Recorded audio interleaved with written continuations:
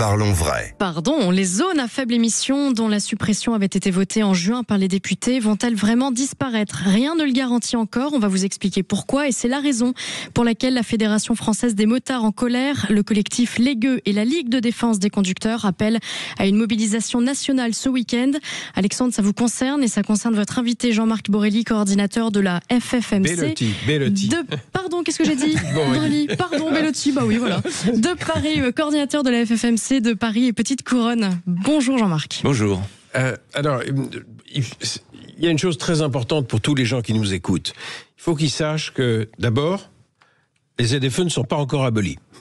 L'abrogation a été votée à l'Assemblée nationale, mais là, tout début octobre, il va y avoir une réunion entre le Sénat et le... Commission mixte paritaire. Voilà. Et c'est une étape fondamentale. Tout peut encore être perdu. Donc, on va remettre un coup de boost, un coup de pression populaire. Et moi, j'y serai demain à 17h devant la mairie de Paris, avenue Victoria, pour clairement dire que on n'est pas d'accord pour la moindre ségrégation en France. Parce que, évidemment, les ZFE, ça veut dire quoi? Ça veut dire que quand on n'a pas les moyens de changer de voiture, ben, on est interdit de ville. Et on s'est tous battus parce que ça a une dimension sociale.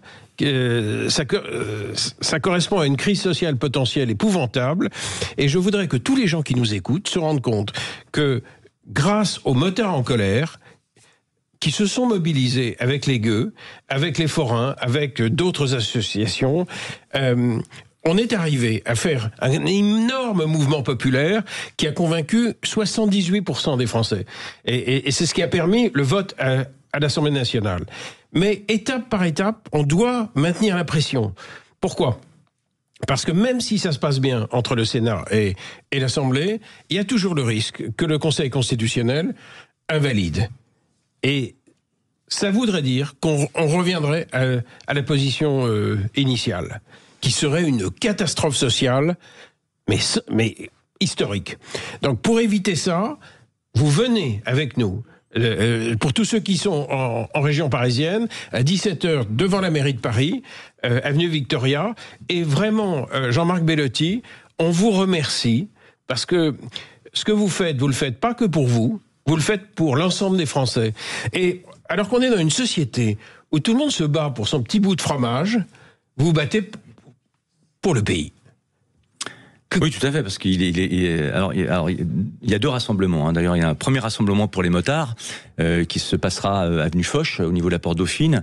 Donc, rassemblement à 14h avec un départ du cortège, c'est un cortège roulant, qui se rendra effectivement à la mairie de Paris.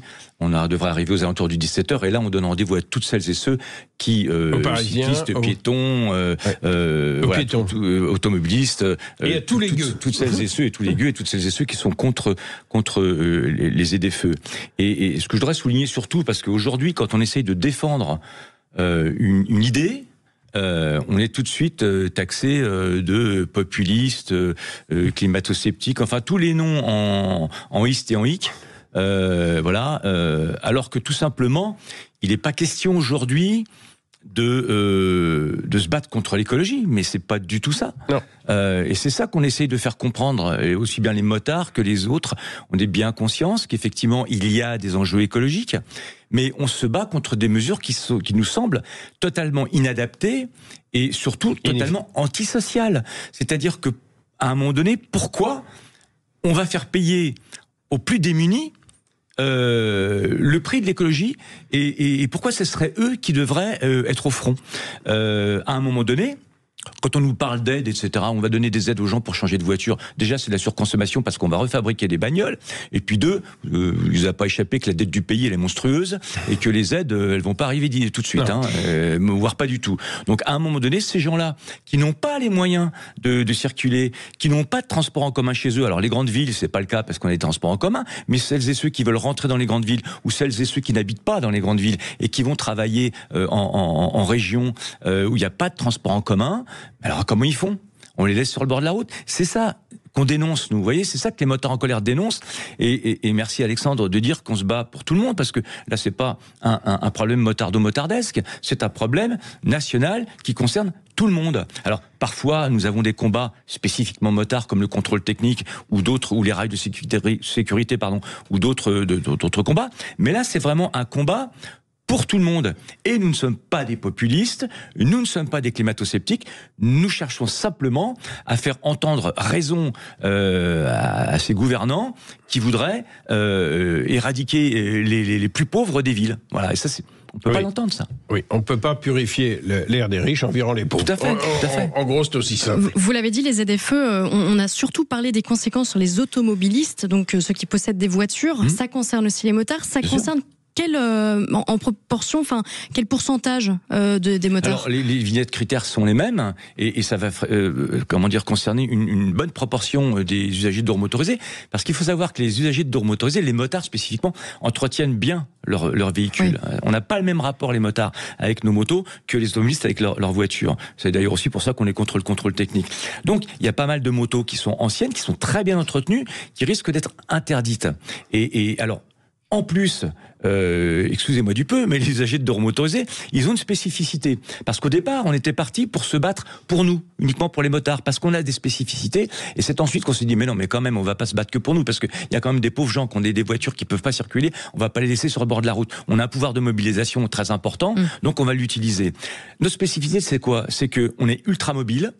On n'émet pratiquement pas de particules fines, puisque les particules fines, elles sont émises par le diesel. Il n'y a aucune moto qui roule le diesel, c'est que de l'essence. Les particules fines sont également émises par le freinage et par l'abrasion des pneus sur la route. Donc plus un véhicule est lourd, plus il est gros, évidemment, plus il émet de particules fines, énormément, et notamment les véhicules électriques. Oui.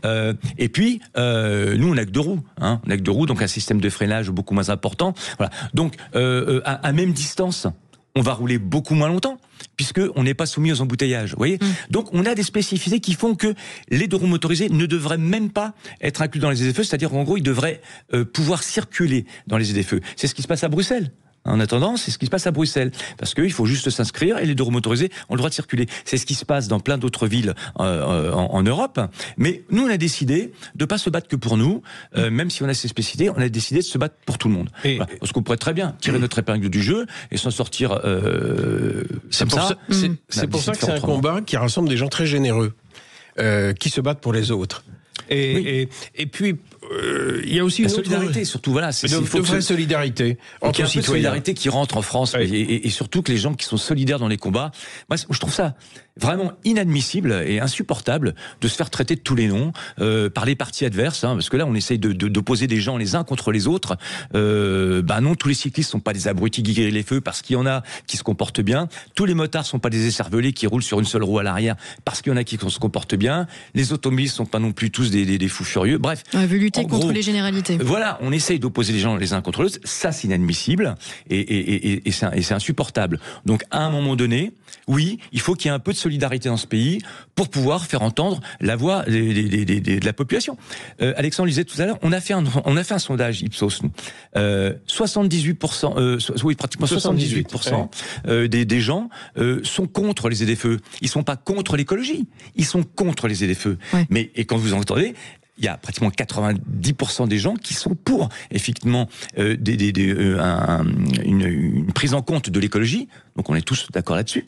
Mais pas les ZFE. Voilà. Donc, écoutons. Et de la mobilisation demain à 17h devant la mairie de Paris, elle est fondamentale pour une autre raison. C'est que même si on gagne, même si l'abolition est acquise, même si on repart pas dans des folies, si le Conseil constitutionnel tout à coup attaquait ça, il y a un très gros risque qui nous pend au nez. Il y a en ce moment des décrets de durcissement des contrôles techniques qui se préparent. C'est comme s'il y avait un lobby écolo qui était en train de déclarer la guerre à la société.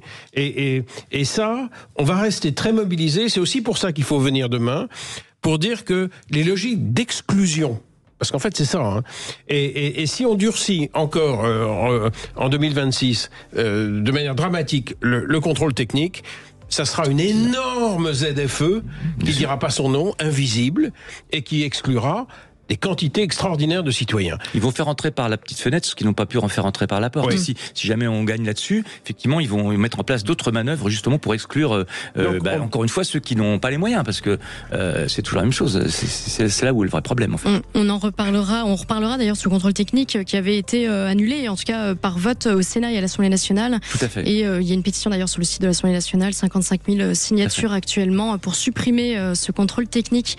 Merci beaucoup. Alors je ne vais pas écorcher votre nom. Merci beaucoup Jean-Marc Bellotti pour votre intervention. On souhaite bon courage pour cette manifestation demain. Et puis vous, chers auditeurs, restez bien avec nous. Dans un instant, on essaiera de comprendre un petit peu les conséquences de cette condamnation de l'ancien président de la République Nicolas Sarkozy avec maître Guilain Benessa. N'hésitez pas à réagir 0826 300 300.